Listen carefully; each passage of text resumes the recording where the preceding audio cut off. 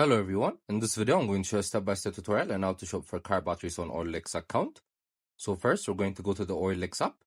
You guys can find it in the App Store or Play Store. Then next we're going to click on Motors. Then once we're here, we're going to scroll downwards until we find the car battery section. So we're going to click on it next. So as you can see, there are different car batteries here. There are car batteries by capacity, the featured dealers, as well as batteries for popular cars, and as well as frequently asked questions.